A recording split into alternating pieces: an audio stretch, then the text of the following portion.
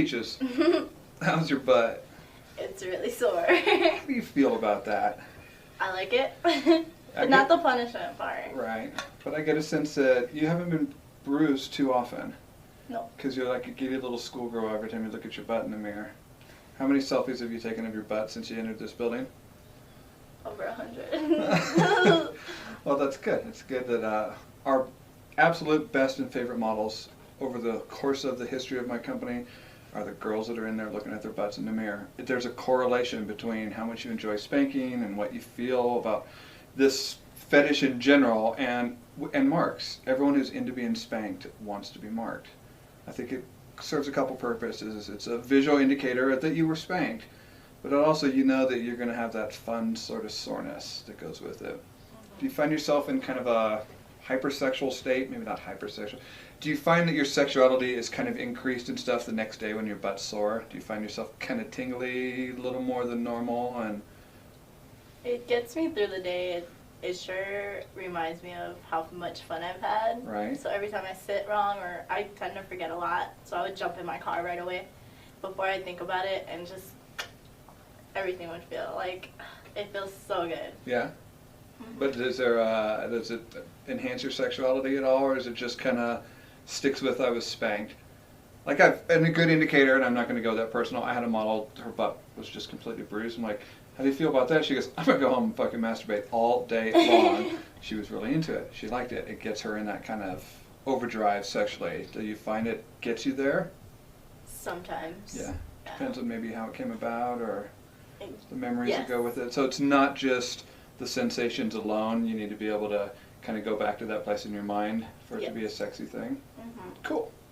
Well, you were sitting here with a big ass paddle in your hand. You ever been paddled with something quite like that?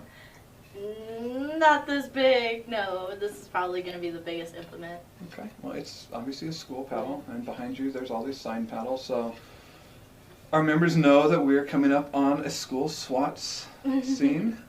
We've had 60, 70 girls over the years do it. It's one of our most popular scenes because I think people love the school corporal punishment of spanking because there's very few places in this world where real discipline happens in a non-consensual manner between adults. It just doesn't happen. I mean, you can have a couple that plays and has a disciplinary relationship, but there's few places in the world where an 18-year-old woman can find herself really getting in trouble and the results can be her getting her ass paddled. So I think it feeds a lot of the spanko in all of us because these aren't children. We're not talking about some 7-year-old kid getting spanked by mom, which kind of creeps me out. I can't, there's nothing I can find sexy about a little kid getting spanked, right? Right. But the thought about, I mean, you're, what, 2 years out of high school maybe? Yes. So someone who just a couple of years ago, who is a legal adult, who can vote and drive a car and have a job and all that stuff, the thought that you could get sent up to a school office just 2 years ago and be told, you know what, I don't like your behavior, turn around and bend over. Does it surprise you that that still happens in the United States? Yes, it does. Even like, I thought it was done. Like, I thought it was only in other countries. No, it's really not even that much in other countries. Some of your Asian countries, like Vietnam and Korea and stuff, it might happen just a little bit still in school environment. But no, we're still probably the #1 provider of school sort of spankings, if you will.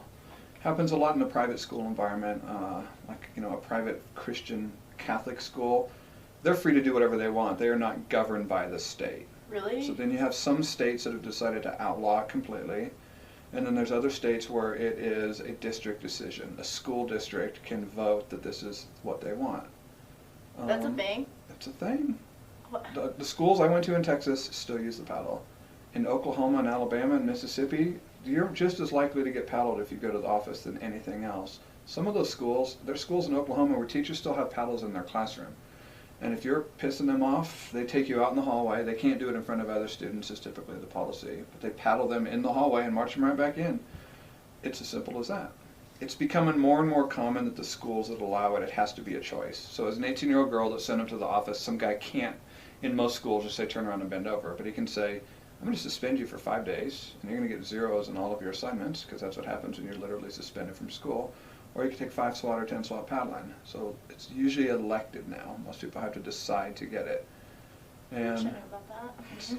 hundreds and hundreds of thousands of paddlings a year in the U.S. in between 21 and 23 states. It's all legal, and it's the Bible Belt. You follow it: Texas, Louisiana, Oklahoma, Mississippi, Alabama, the Panhandle of Florida. All of these things. It's just reality, and it happens a lot. Do you think, well, you didn't really know you were Spanko when you were 18. Would it have, the concept of getting paddled at school scared you? You got to go back to your mindset then, because now you're like, woohoo, paddling. Yeah. But I mean, back then, do you think that would have made you nervous? Or is it an option you might have found yourself choosing? If it was an option between being suspended or getting paddled, I would have so picked paddling. Yeah. But the thought of, like, being hit by someone that's, like, not your parent, like, as punishment, that blows my mind. Well, and it's weird too, because in a lot of the schools, like the school that I went to, the vice principal handled all the discipline. First time I really ever met the vice principal is when I was sitting in his office. It's not like you went and hung out, or you know, they might have talked to you in the first day of school and addressed the boys in the auditorium or whatever, but this is not a person I had a relationship with. It's not even like a teacher that you see every day. There was literally situations where people walk into the principal's office and he's like, "Hi, young lady, what's your name?" "I'm Mary. Have a seat, Mary. Now bend over, Mary." You know what I mean? Literally, you could be meeting someone, and 5 minutes later, he's paddling your ass. Oh my gosh. It's an interesting concept. Yeah, that. And like I said, it goes both ways. I'm not big on corporal punishment for kids, but I'm able to come to grips with it when we're talking about, fully developed woman in school. There's something just a little sexy about that. Especially because I like he's not there because he's mad at her. She broke the rules. She knew if she broke the rules, this could be an option. Every school handbook there's a section on corporal punishment that says what can happen. So every student goes